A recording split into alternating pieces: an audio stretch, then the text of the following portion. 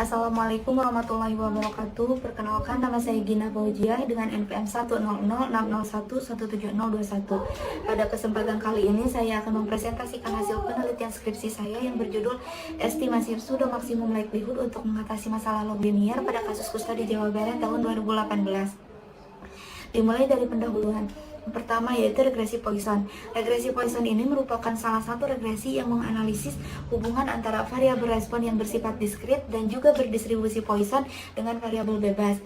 Regresi Poisson ini tuh merupakan regresi yang memodelkan kejadian langka atau jarang terjadi, sehingga memungkinkan untuk variabel responnya itu memiliki nilai 0 dan variabel responnya itu bernilai non negatif.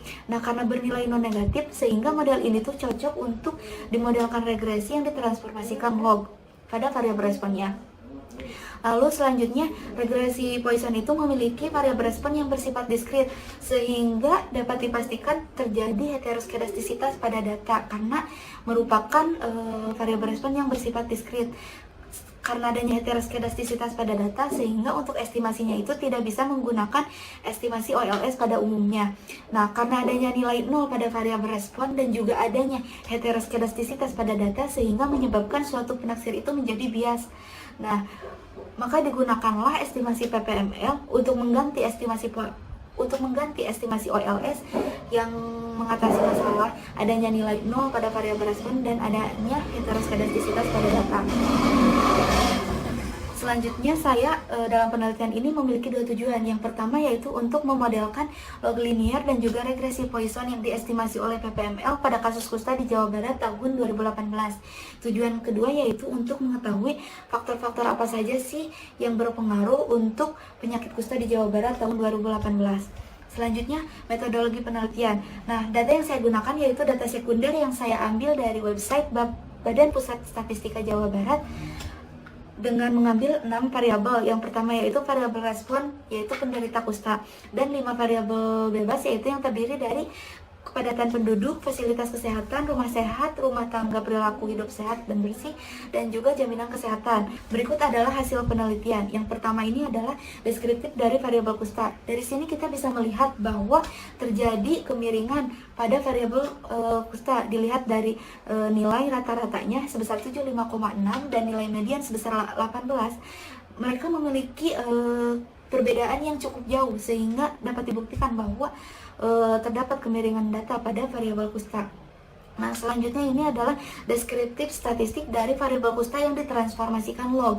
Dapat dilihat bahwa memang benar jika ditransformasikan log bahwa hal tersebut tuh dapat mengurangi atau bahkan menghilangkan kemiringan data. Bisa dilihat dari nilai rata-rata yaitu sebesar 3,16 dan nilai median sebesar 3,14. Mereka hanya memiliki 0,04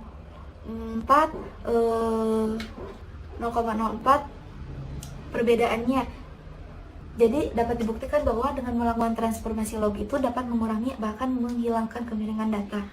Selanjutnya yaitu pengujian distribusi Poisson. Dapat dilihat bahwa nilai p-value sebesar 0,308 yang artinya lebih besar daripada nilai alfa sebesar 0,05, berarti data variabel kusta itu merupakan distribusi Poisson. Selanjutnya pengujian multikolinearitas. Dari 5 variabel bebas tersebut memiliki nilai VIF di bawah nilai 10, sehingga dapat diartikan tidak terdapat multikolinearitas pada variabel bebas. Selanjutnya ini adalah hasil pengujian untuk model log linier. Untuk membuat model log linier kita bisa lihat dari kolom koefisien, sehingga bisa dibuat model log linier seperti berikut. Selanjutnya adalah hasil dari pengujian secara serentak pada model log linier. Dapat dilihat dari nilai p-value sebesar 0,00 yang artinya lebih kecil dari nilai 0,05, sehingga dapat disimpulkan bahwa 0 ditolak, atau artinya variabel bebas secara serentak berpengaruh untuk variabel kusta pada regresi log linier. Selanjutnya ini adalah pengujian model untuk secara parsial. Nah, untuk secara parsialnya itu dapat dilihat dari kolom peluang T. Di situ kita bisa lihat hanya ada satu variabel bebas, yaitu rumah sehat yang memiliki nilai di bawah 0,05, yaitu 0,01. Sehingga dapat diartikan hanya variabel rumah sehat saja yang berpengaruh untuk variabel kusta di Jawa Barat. Lalu selanjutnya ini adalah untuk membuat model pada regresi Poisson yang ditaksir oleh PPML. Bisa dilihat dari kolom koefisien, dan berikut adalah hasil pemodelannya. Nah, selanjutnya adalah pengujian secara serentak. Dapat dilihat dari nilai p-value-nya sebesar 0,000 yang artinya lebih kecil di bawah 0,05, sehingga diartikan bahwa secara serentak variabel bebas berpengaruh untuk variabel kusta. Nah, ini adalah hasil dari secara parsialnya. Dapat dilihat dari kolom peluang Z yang di situ bisa dilihat bahwa terdapat 3 variabel yang kurang dari 0,05, yaitu 0,03, 0,00 dan 0,002.